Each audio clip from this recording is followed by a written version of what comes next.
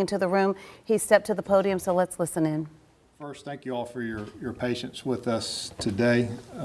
I know there was a lot of phone calls seeking information, and there's been a lot of information that has been pushed out, and we need to correct some of that narrative. And that's the purpose of this news conference, is to provide some limited information regarding the disappearance of Samantha Josephson, and which occurred on March 29th and was reported to us on March 29th. About 1:30 in the afternoon, and then the subsequent discovery of a body in a wooded area in Clarendon County, which occurred about 3:45, and we're going to explain that. I'm joined at the podium with Chief Mark Hill, State Law Enforcement Division, and Sheriff Tim Baxley with Clarendon County Sheriff's Department.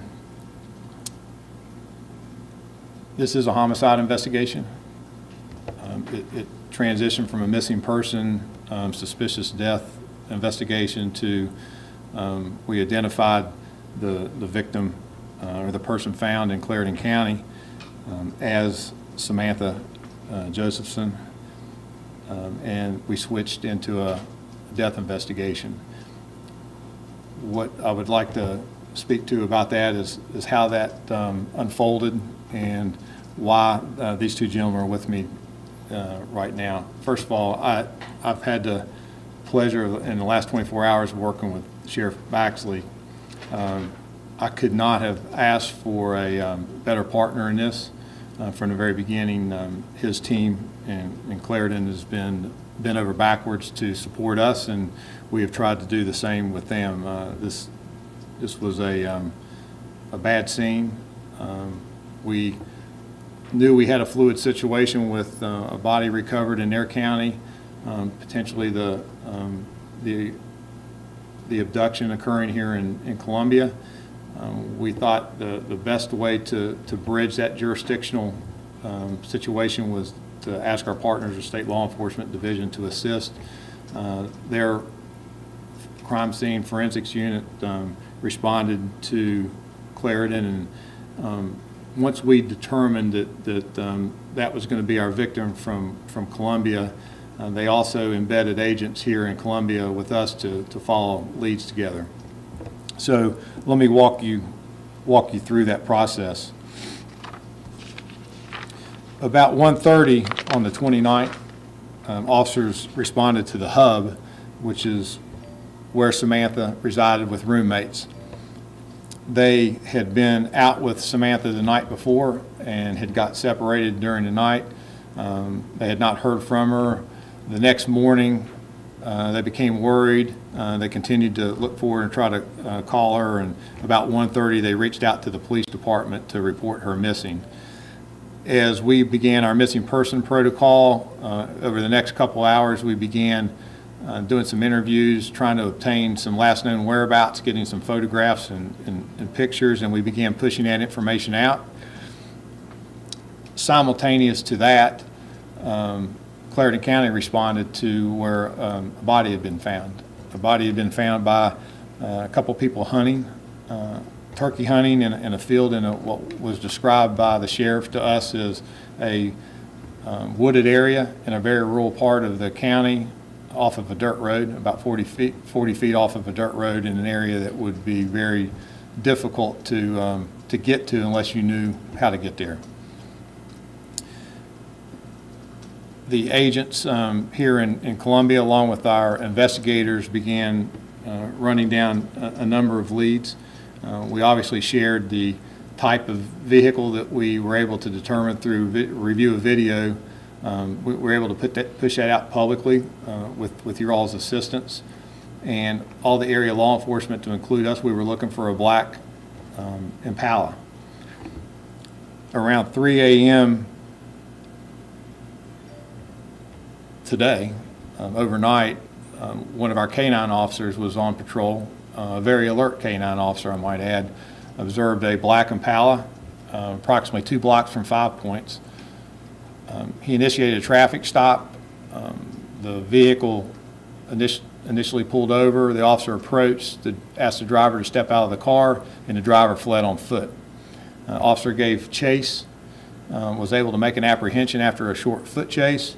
When they returned back to the car, further examination determined that there was what appeared to be blood present in the car.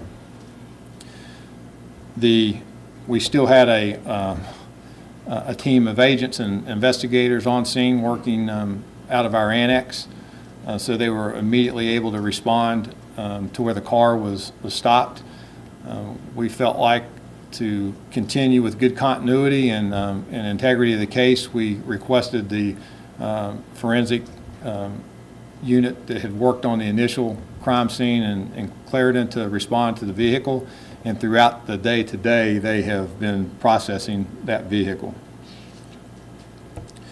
So let me tell you what our investigation has determined. About 2:09 a.m. One day ago, the suspect that was operating a black Chevrolet Impala approached the victim in the 5 Points area in Columbia while she awaited for transportation. What we know now is that she had in fact summoned an Uber ride and was waiting for that Uber ride to come.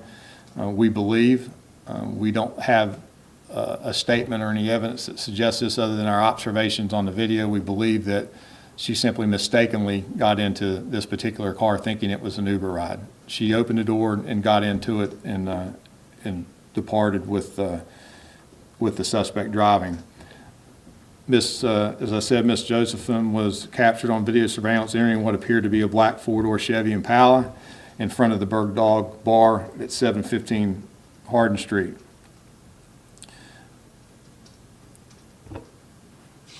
The traffic stop that I mentioned occurred about 3 a.m.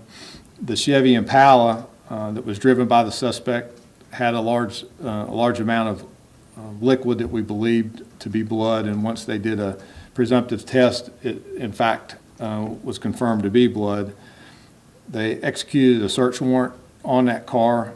Additional amounts of dark-colored liquid that was tested positive for blood was discovered in the trunk and in the passenger compartment.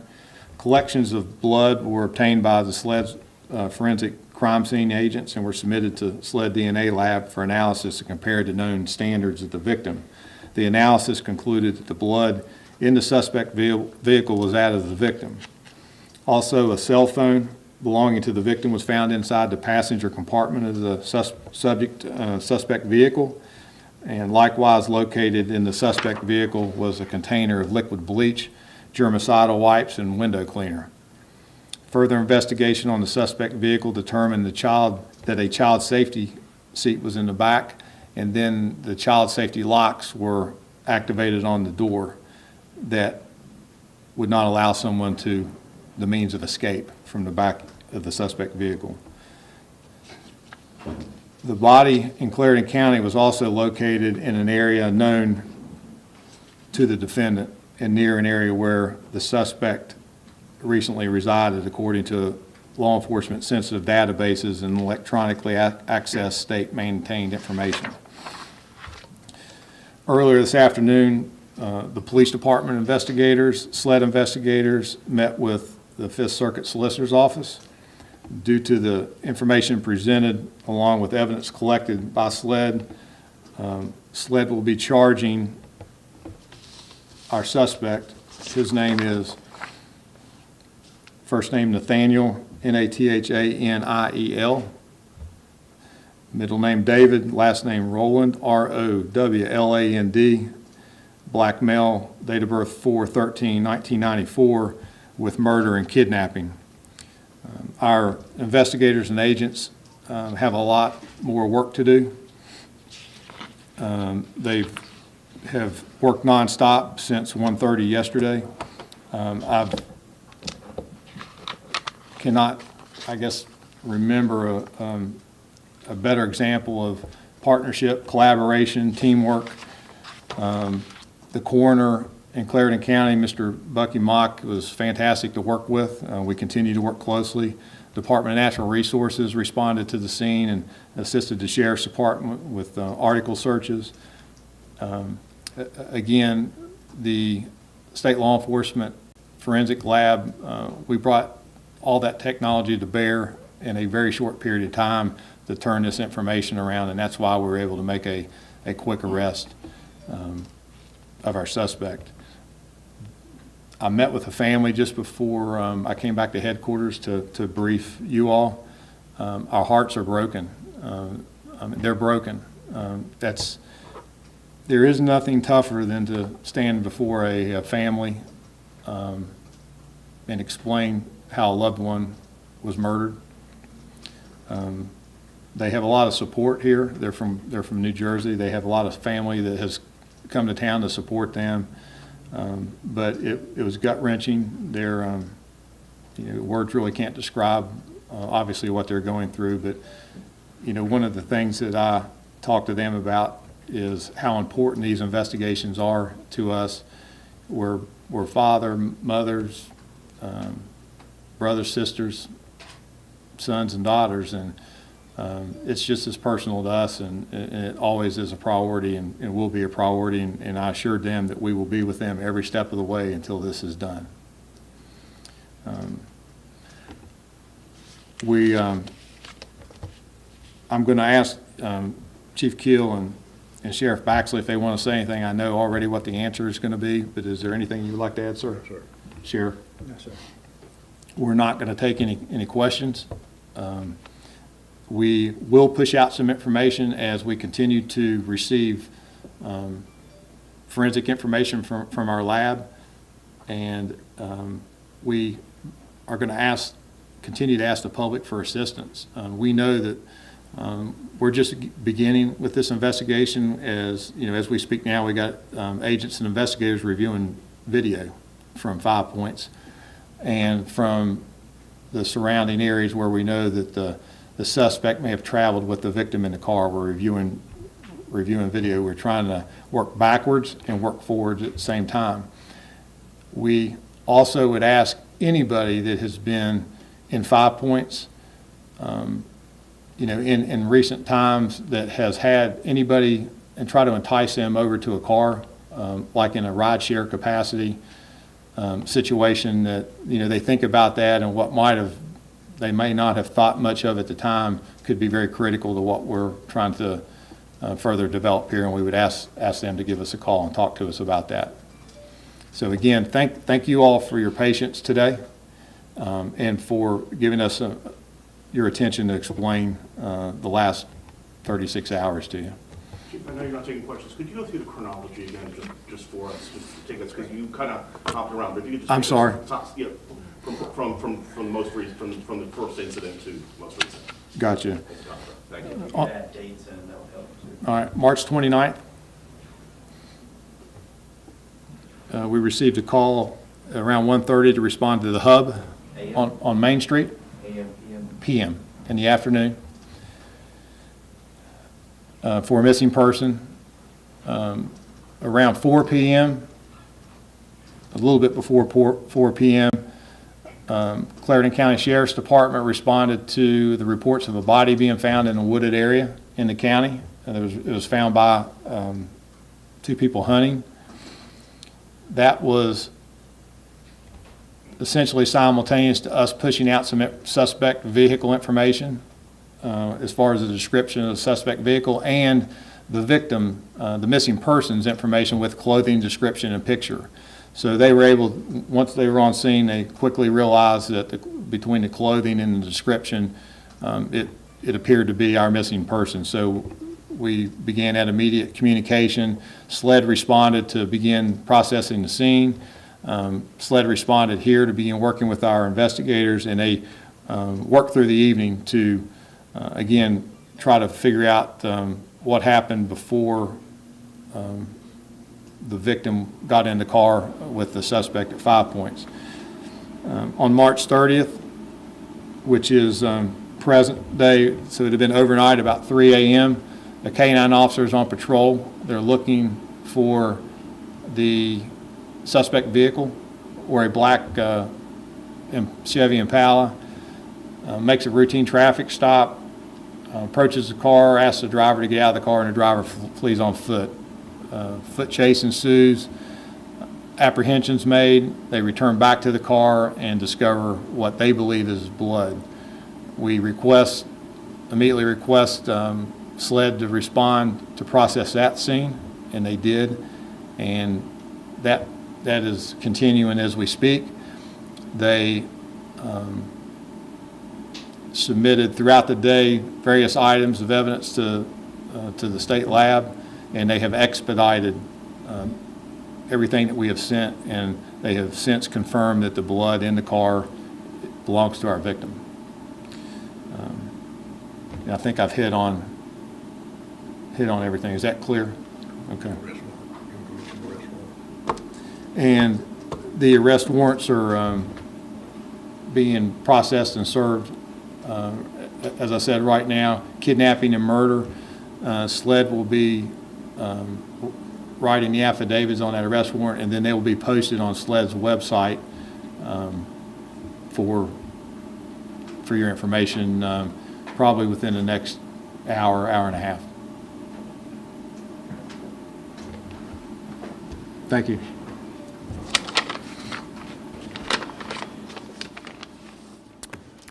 And so there Wow. you have it. What was an unprecedented press conference here in the city of Columbia. Chief Holbrook giving an update on everything that we've learned in the past 36 hours in regard to the death of 21-year-old Samantha Josephson.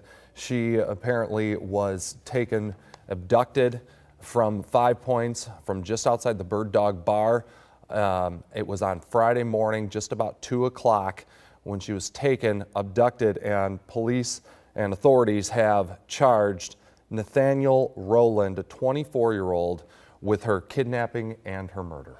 Chief Holbrook says they have been working on this case around the clock since the last 36 hours. In the timeline that he just revealed for us, officers responded to the hub where Samantha lived with her roommates at about 1:30 in the afternoon. That was on March 29th. And that is when they started initiating what he calls the missing person protocol, taking information about who saw her last, what she had on, putting out information about where she was seen, what she was wearing. And then this morning, 3 a.m. this morning, and the chief had to stop and think about it because so much has happened in such a short period of time, but he says it was an alert K-9 officer that spotted the black Chevy Impala that they had already identified from surveillance video in 5 Points. Incredibly, they found it just a few blocks away from the 5 Points area. That's the vehicle that they say they spotted at about 3 o'clock this morning with that alert K-9 officer. And as Police Chief Skip Holbrook described it, the officer made a traffic stop. The car initially pulled over, but once that car was stopped, he says the suspect took off. They have subsequently made the arrest of Nathaniel David Rowland on charges of murder and kidnapping. And, you know, Greg, earlier today, I told you that a source mentioned that this case was just horrific. And what we heard the chief describe, absolutely that. He said there was a large amount of liquid that was believed to be blood in the car, also in the trunk, in the passenger department, and that the child safety locks have been activated so that anybody in that back seat would not be able to get out. They have confirmed that it is indeed the blood of Samantha Josephson. Judy, there's no other way to describe it except to say that this is entirely chilling. To hear some of the details of this case, when authorities finally made that traffic stop, there is the first picture. This is our first look at the suspect in this case, Nathaniel Rowland, 24-year-old, now in custody. He has been brought into custody and has been charged, but again, I want to take you back to that traffic stop. 3 o'clock in the morning, you know, probably just now, we're learning that they were able to do forensic analysis and kind of put together all the pieces. One other thing, they found her cell phone in the compartment of that vehicle. They found presence of blood in the back seat. They found presence of blood in the trunk. From all accounts, this was a rather grisly situation. And boy, when they even rewind from there, just even talking about just some horrific details as to when she was found. They said and described it as, quote, a bad scene. Let's get to Paul Rivera, who is there on the scene right now. He was just listening in to this press conference. Paul, give us an update on what you were able to collect out of all that. And Greg, as you and Judy have been talking about, very difficult to hear what the police chief was describing. I want to show you this again. This is our first look at the murder suspect. This is Nathaniel Rowland.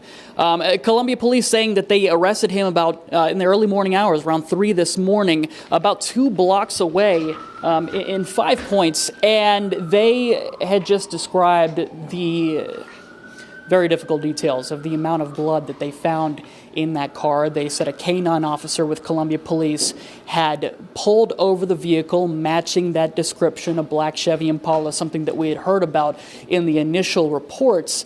They said that suspect pulled over Rowland, and then there was a brief foot chase. We do now know that that suspect has been arrested, and that investigation is continuing, charged with murder and the death of Samantha Josephson. I want to bring you back and take you through a timeline. We got a more complete timeline here. Some of the questions that we haven't had answered were if Rowland was acting on his own when this happened. But taking you back to March 29th, yesterday, 1:30 p.m. in the afternoon, police said that they received a call. This was some of Samantha's friends. They had filed a missing persons report. That's when this sort of kicked off here. About 4 p.m., Clarendon County. They reported to the sheriff's office there, reported to a missing body that was found in the county. This was an area that the police chief said was in a very remote rural location. It had been found by some hunters. In that moment, Clarendon County and police in Columbia started to correspond back and forth. SLED got involved, and they said that they worked all through the night, and we ended up finding in the early morning hours today that Mr. Nathaniel Rowland has been arrested, charged with murder in the case of Samantha Josephson. And I want to show you again, this was our first look of the suspect. We got this picture handed to us as that press conference wrapped up. We still learning to find out, waiting to find out a lot of information, but this is the first look here. They said there's still a long way to go. They have been meeting with family. He says that the police chief says, you know, this is one of the toughest things imaginable, all the way around, including in the police department and the family as well, saying that she is from New Jersey, but that she has a lot of family and friends and support here. So we will continue to follow this as it continues. Again, one person arrested in connection to the murder of Samantha Josephson. We'll keep you updated, but for now, we're going to go ahead and send it back to you in the studio. All right, Paul, thank you very much. A couple of points that we want to emphasize. Obviously, social media, especially with a story like this and so much concern about her safety, people were wondering after her father posted today, and even after UofSC issued a statement, they were wondering why the Columbia Police Department did not almost immediately make an official statement. And as we heard Chief Holbrook lay out, they had a lot of forensic work to do. In fact, he says they still have a lot of work to do. As we speak, their agents and officers are reviewing all of that video. There's so many cameras in the 5 Points area. Right. They're taking a look at absolutely all of it. Another critical point that he reiterated today is that once they found that black Chevy Impala, they called in the forensic team that was on the scene in Clarendon County because of the description, because of the clothing. They were able to then make that connection in the case, and for continuity in the case, they called in that forensic team because they already had a groundwork laid to know what they were looking for, the things that they were trying to identify to connect these cases. And so he said that their partnership and the teamwork that has been distributed or demonstrated, I should say, between Columbia Police Department, SLED, and the Clarendon County Sheriff's Office has been tremendous in making this arrest within 36 hours. Seldom will you see a press conference where so many details come out like that, especially we're talking about 36 hours, 36 to 48 hours from when this all took place. All of that information that has been gathered, all of those forensic I's and T's to be dotted and crossed, just unbelievable police work from those here in Columbia Police, and then also Clarendon County and SLED.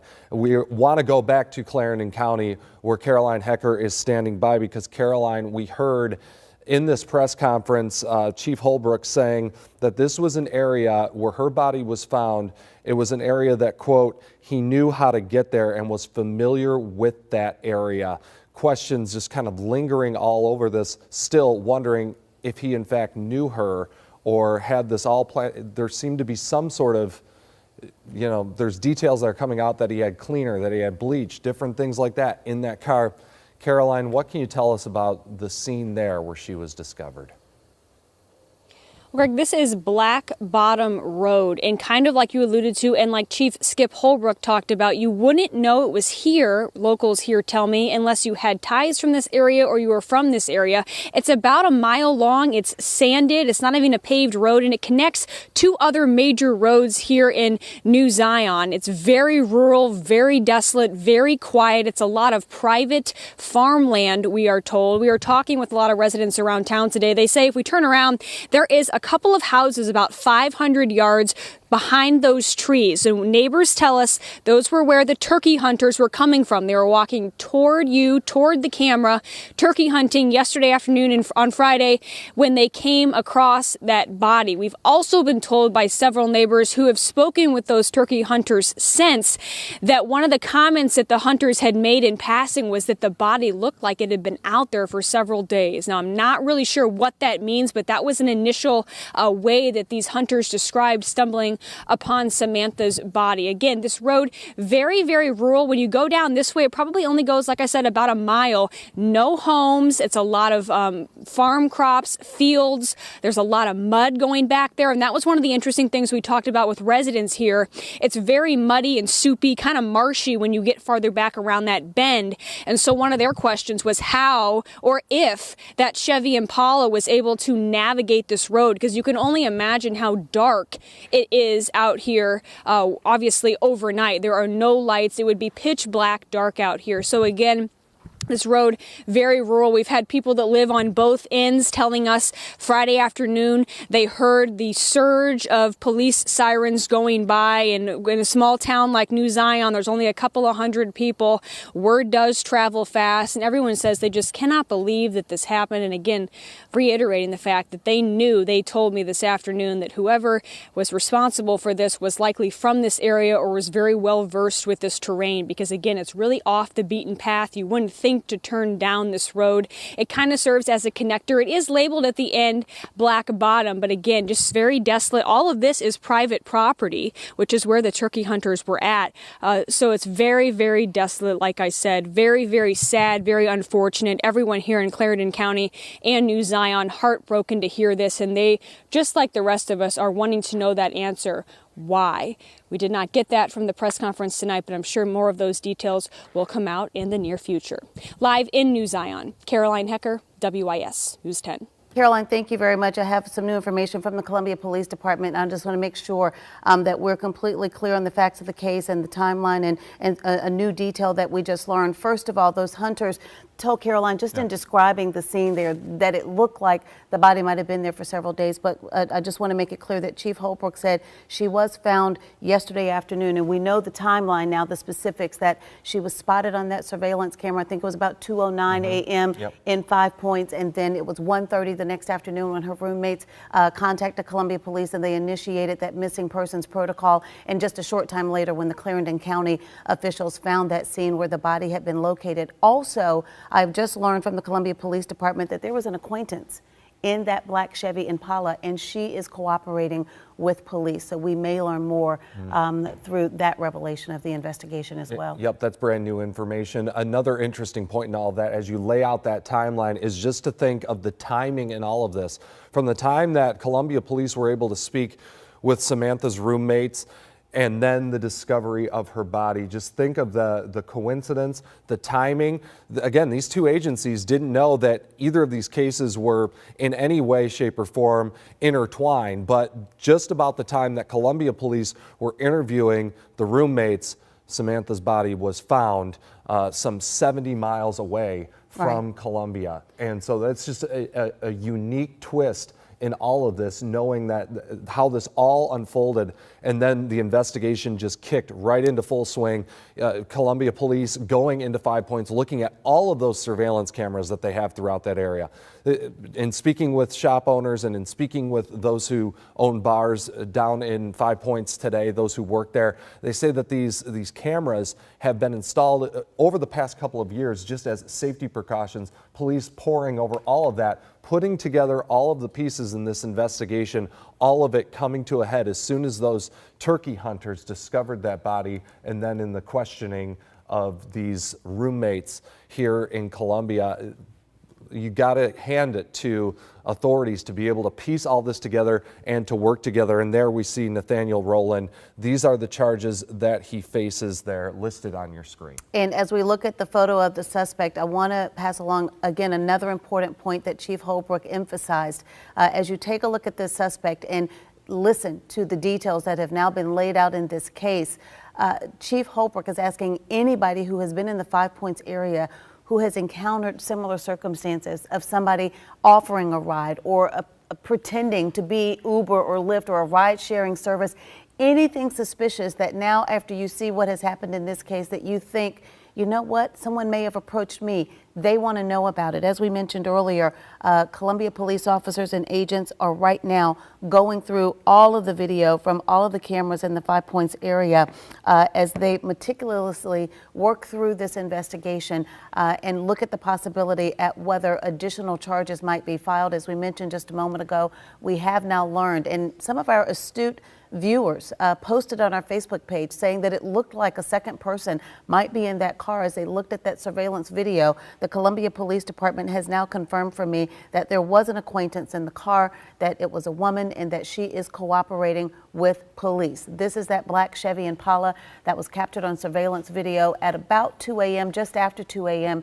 in the 5 Points area, where you see Samantha Josephson standing alone. You were in that 5 Points area earlier today calling for that Uber, and based on what police have uncovered so far, they believe she mistakenly thought that was her Uber ride. And in looking at surveillance video from all of this, in reviewing surveillance video from 2:08 a.m., right at the time that Chief Holbrook said this all happened, folks, I have to tell you, having watched it, this all happened in 1 minute. It was no longer than that. It was so quick.